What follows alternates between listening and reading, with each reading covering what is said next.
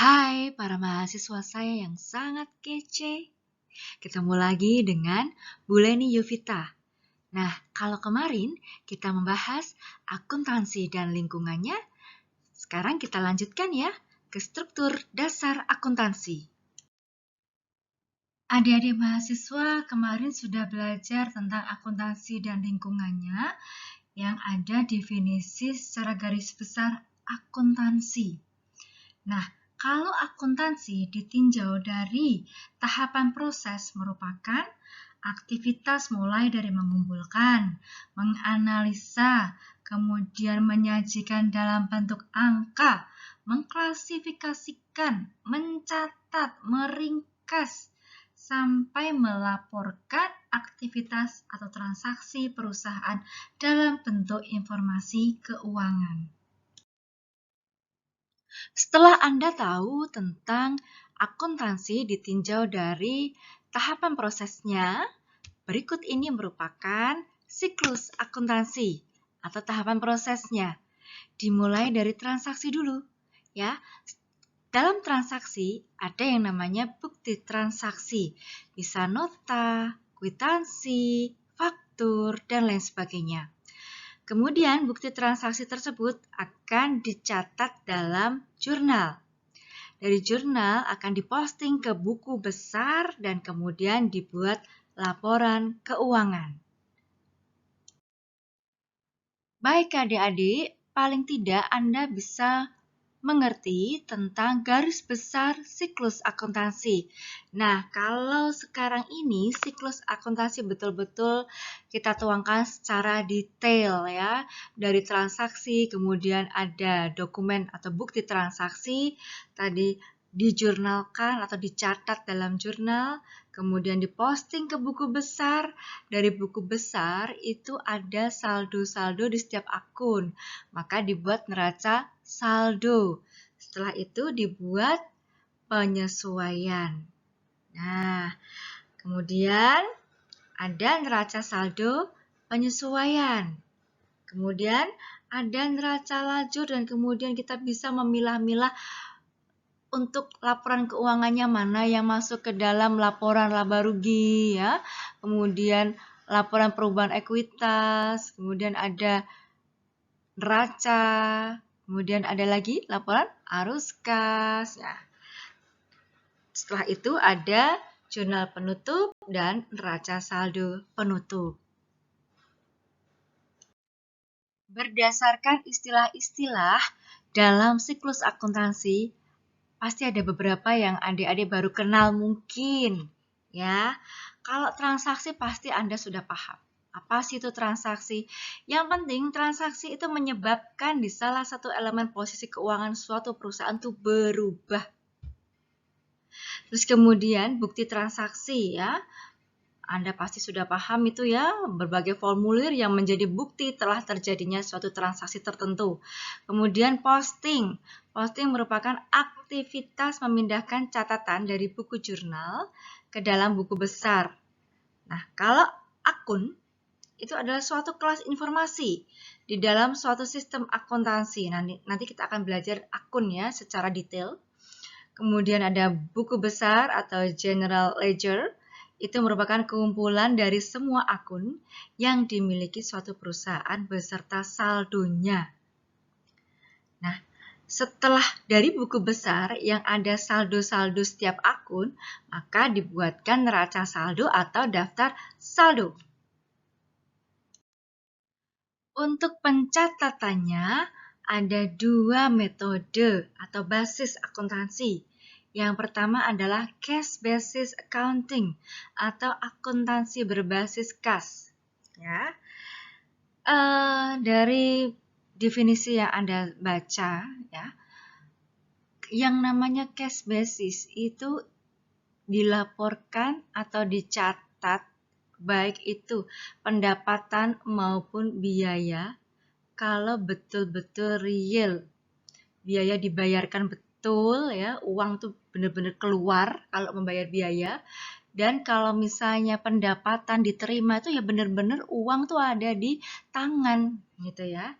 Makanya namanya cash, tunai. Nah, Beda lagi dengan yang satu, yaitu accrual basis accounting atau akuntansi berbasis accrual. Jadi, pendapatan dan biaya itu dilaporkan pada saat terjadinya transaksi dan biaya dilaporkan pada saat biaya tersebut diperlukan untuk menghasilkan pendapatan usaha. Jadi, kalau misalnya cash basis itu ada betul-betul uang yang masuk dan uang yang keluar. Tapi kalau accrual tidak. Kalau misalnya memang uang itu belum diterima betul, tapi kalau misalnya sudah ada transaksi, ya, pendapatan itu bisa dicatat. Nah, misalnya uang itu baru diterima besok, tapi transaksinya sudah hari ini misalnya. Tapi itu harus dilaporkan. Begitu juga pencatatan untuk biaya. Biaya ini secara uang real itu belum keluar, ya. Akan tetapi sudah ada transaksi harus membayar, maka itu harus dicatat. Itu kalau yang accrual. Berikut ini merupakan berbagai macam laporan keuangan, ya. Yang pertama, laporan laba rugi komprehensif.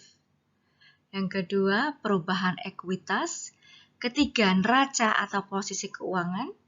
Yang keempat, laporan arus kas. Kelima, catatan atas laporan keuangan. Dan yang keenam, laporan posisi keuangan pada awal periode komparatif. Tidak boleh terbalik ya, karena ada yang namanya artikulasi laporan keuangan, yaitu saling berhubungan. Mana dulu yang harus dibuat, yaitu laporan laba rugi. Mengapa demikian? Nah, nanti kita akan bahas ya, Dik ya, secara detail juga pada saat kita dalam bab laporan keuangan. Mengapa laporan keuangan itu penting? Karena laporan keuangan punya tujuan yang pertama, memberikan informasi mengenai perubahan dalam sumber-sumber ekonomi dan kewajiban. Contohnya informasi mengenai aktivitas pembelanjaan dan investasi.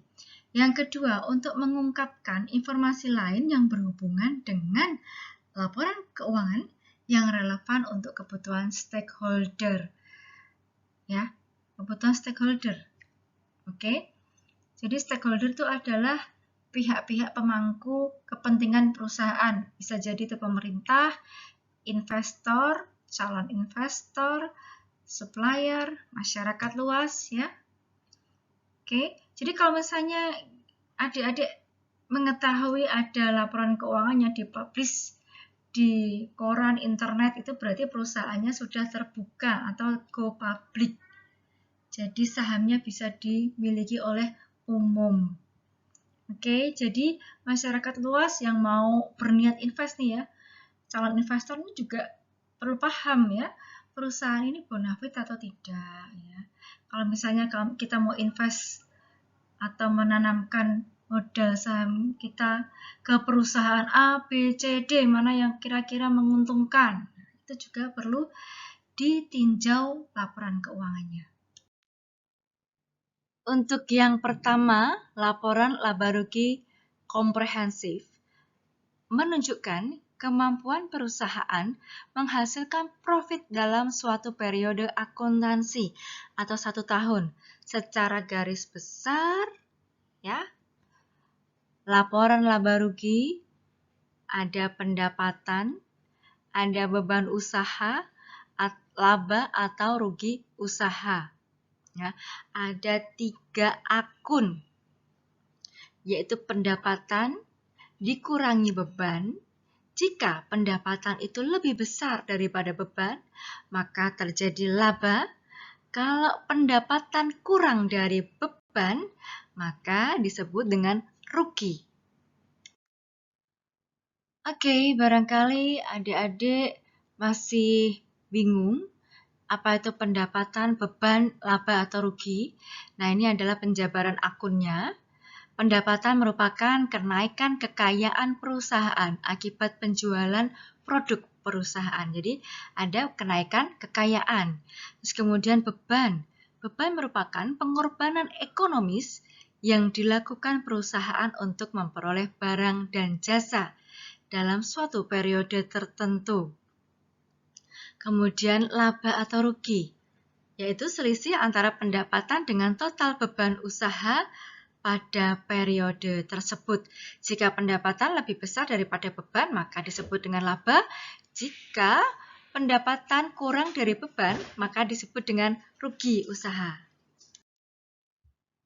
Setelah kita mengetahui tentang struktur laporan laba rugi secara garis besar, maka yang adik-adik lihat ini merupakan laporan laba rugi yang biasa kita kerjakan.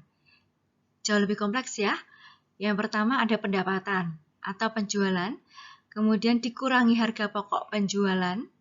Harga pokok penjualan itu terdiri dari persediaan awal barang jadi, ditambah dengan harga pokok produksi, menjadi barang tersedia dijual, dikurangi persediaan akhir produk jadi. Ada sisi tersendiri nanti ya. Oke, pendapatan dikurangi harga pokok penjualan menjadi laba atau margin kotor. Kemudian dikurangi dengan beban usaha atau operasi menjadi laba operasi atau EBIT, earning before interest and tax. Kemudian dikurangi dengan tax dan interest atau pajak dan bunga menjadi laba bersih atau net income. Bisa jadi rugi bersih ya. Next, merupakan laporan perubahan ekuitas, yaitu laporan yang menunjukkan perubahan hak residual atas aset perusahaan setelah dikurangi dengan semua kewajiban. Dimulai dari ekuitas awal periode, yaitu modal saham awal. Oke. Kemudian, saldo laba ditahan itu ditambah dengan laba usaha tahun berjalan menjadi penambahan modal saham. Kemudian dikurangi dividen menjadi saldo laba ditahan akhir. Dari saldo laba ditahan akhir akan ditambah dengan modal saham menjadi ekuitas akhir periode. Nah, kita akan ada contoh nih ya. Setelah slide ini akan ada contoh real tentang laporan perubahan ekuitas. Nah, ini contoh yang saya maksud ya, laporan perubahan ekuitas per 31 September 2017, selalu akhir bulan atau akhir tahun. Dan laporan ini ditulis dalam ribuan rupiah. Misalnya kalau 130.000 tertulis di situ, berarti aslinya 130 juta rupiah. Dimulai dari ekuitas awal 1 September 2017 yang terdiri dari modal saham sebesar 130 juta. Kemudian terjadilah perubahan laba ditahan. Yang pertama, laba ditahan awal 1 September 2017 yaitu 80 juta. Ditambah dengan laba usaha tahun berjalan 133.300.000 rupiah. Dari manakah laba usaha tahun berjalan ini?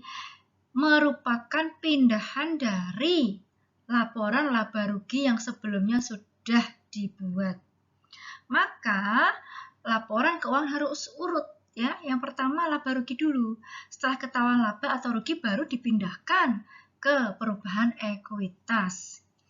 Kalau laba berarti ditambah. Berarti laba ditahan awal ditambah laba usaha tahun berjalan. Apabila rugi berarti dikurangi. Ya, kalau ini menjadi tambahan laba sebesar 213.300.000 rupiah. Tapi kalau misalnya rugi, ya menjadi bukan tambahan, tapi pengurangan laba. Terus dikurangi dividen 2.500.000. Jadi 213.300.000 rupiah dikurangi 2.500.000 menjadi laba ditahan akhir 1 September 2017 sebesar 210.800.000 rupiah. Maka ekuitas akhir 31 Januari ekuitas akhir 31 September 2017 adalah 130 juta ditambah 210.800.000 rupiah menjadi 340.800.000 rupiah. Ekuitas akhir ini akan kita pindahkan ke neraca. Oke, adik-adik, mungkin saya berbicara tentang modal saham, laba usaha, dividen, itu mungkin sebagian adik-adik masih ada yang kurang mengerti. Kira-kira itu apa sih dividen? Nah, kalau dividen berarti bagian dari laba perusahaan yang dibagi kepada pemegang saham. Kalau yang tidak dibagi namanya laba ditahan. Kalau laba usaha, selisih antara pendapatan yang diperoleh perusahaan pada suatu periode dengan beban usaha yang dikeluarkan pada periode tersebut, di mana pendapatannya jauh lebih tinggi daripada beban. Kalau modal saham berarti kontribusi pemilik pada suatu perusahaan yang berbentuk perseroan terbatas, sekaligus menunjukkan bukti kepemilikan dan hak pemilik atas perseroan terbatas tersebut. Laporan keuangan yang ketiga adalah neraca atau posisi keuangan, yaitu suatu daftar yang menunjukkan posisi sumber daya yang dimiliki perusahaan serta informasi dari mana sumber daya tersebut diperoleh. Itu adalah definisinya. Adik-adik masih bingung? Oke, kita lanjutkan. Berikut ini tentang penjabaran akunnya. Apa sih aset? Aset itu adalah harta kekayaan atau sumber daya yang dimiliki perusahaan pada suatu periode tertentu. Nah, aset ini bisa digunakan untuk kegiatan operasi perusahaan atau cuma disimpan saja.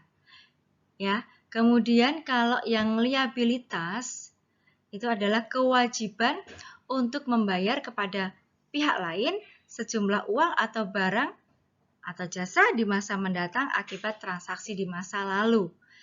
Sedangkan modal saham merupakan kontribusi pemilik pada suatu perusahaan yang berbentuk perseroan terbatas, sedangkan saldo laba ditahan merupakan akumulasi atau kumpulan dari laba yang diperoleh perusahaan selama beberapa tahun dan tidak dibagikan kepada pemegang saham dalam bentuk dividen. Nah, kalau yang dibagikan itu namanya dividen ya. Sedangkan modal saham dan saldo laba ditahan ini kalau dijumlahkan menjadi ekuitas. Berdasarkan definisi tentang neraca, Anda tadi mengenal yang namanya sumber daya perusahaan dan asal sumber dana. Nah, ini merupakan sumber daya perusahaan yaitu aset, sedangkan asal sumber dana ada liabilitas dan ekuitas. Jadi bentuknya yaitu seperti T, di mana kiri itu adalah aset, sebelah yang kanan liabilitas dan ekuitas yang terdiri dari modal saham dan laba ditahan. Kedua kolom ini ya, dengan berbagai macam akun, nanti jumlahnya itu harus balance ya, Dek ya. Tidak boleh misalnya jumlah aset itu 1.000, misalnya $1.000.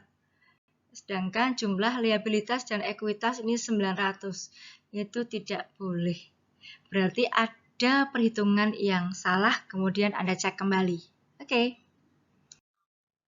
setelah Anda tahu tentang garis besar neraca, berikut ini adalah neraca yang biasa Anda jumpai kalau misalnya Anda baca koran ya. Itu kadang-kadang ada beberapa perusahaan yang mempublikasikan laporan keuangannya di bisa surat kabar ya, atau Anda cek di internet itu kadang-kadang banyak ya. Terdiri dari aktiva dan pasiva. Aktiva itu adalah aset atau harta. Ya. Jadi kalau saya bilang aset, itu adalah aktiva. Kalau saya bilang harta ya sama saja. Itu adalah aktiva atau aset. Terdiri dari aset lancar ya, dan aset tetap. Aset lancar, akun-akunnya ada kas, piutang usaha atau piutang dagang, persediaan perlengkapan. Sedangkan aset tetap itu adalah aset berwujud dan tak berwujud. Aset berwujud ada investasi jangka panjang, tanah, bangunan, peralatan.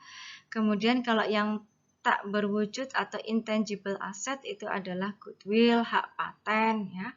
Itu menjadi total aset. Nah, masing-masing untuk penjabaran akunnya ada nanti bab yang lebih khusus untuk membahas tentang akun. Kemudian pasifa, ada kewajiban atau liabilitas atau hutang. Ya, kalau misalnya saya mengatakan hutang, itu sama saja atau bahasa lainnya liabilitas atau kewajiban. Terdiri dari kewajiban lancar dan kewajiban jangka panjang. Sedangkan ekuitas sudah kita bahas, terdiri dari modal saham dan laba ditahan. Maka di aktiva dan pasiva ini tadi saya katakan harus balance ya antara total aset sama dengan total kewajiban dan ekuitas. Selanjutnya adalah laporan arus kas. Merupakan laporan yang menunjukkan aliran uang yang diterima dan yang digunakan perusahaan di dalam suatu periode akuntansi beserta sumber-sumbernya, ya, sumber dana. Tadi sedikit saya singgung ya di slide sebelumnya. Nah, untuk operasionalisasinya kita cek berikutnya ya. Setelah kita memahami arti laporan arus kas, maka kita mesti tahu tentang sumber aliran kas. Ada 3, yaitu aktivitas operasi, aktivitas investasi, dan aktivitas pembiayaan. Nah, kalau yang aktivitas operasi merupakan berbagai aktivitas yang berkaitan dengan upaya perusahaan untuk menghasilkan produk perusahaan dan yang terkait dengan upaya menjual produk tersebut. Misalnya transaksi yang mencakup penerimaan uang dari konsumen ya, pendapatan dari konsumen itu apa saja, pembayaran utang, gaji karyawan, pelunasan pajak gitu ya. Sedangkan aktivitas investasi ini berbagai aktivitas yang terkait dengan pembelian dan penjualan harta perusahaan. Misalnya kalau habis penjualan peralatan ya, penjualan gedung, mesin, ini menjadi aktivitas investasi. Sedangkan aktivitas pembiayaan adalah semua aktivitas yang berkaitan dengan upaya untuk mendukung operasi perusahaan dengan menyediakan kebutuhan dana dari berbagai macam sumber, misalnya penjualan obligasi, ya, pembayaran dividen, emisi saham, pelunasan kredit dari bank, atau malah kita mendapatkan kredit dari bank. Nah, itu juga merupakan aktivitas pembiayaan. Baik, biasanya laporan arus kas atau aliran kas ini disusun secara vertikal seperti ini. Yang pertama, aliran kas dari kegiatan operasi. Misalnya penerimaannya dari mana saja, ya, penjualan bisa ya. Terus kemudian pengeluarannya untuk apa saja. Nah, dari penerimaan dikurangi pengeluaran menjadi aliran bersih atau arus kas bersih dari kegiatan operasi. Bisa plus, bisa minus. Kemudian aliran kas dari kegiatan investasi.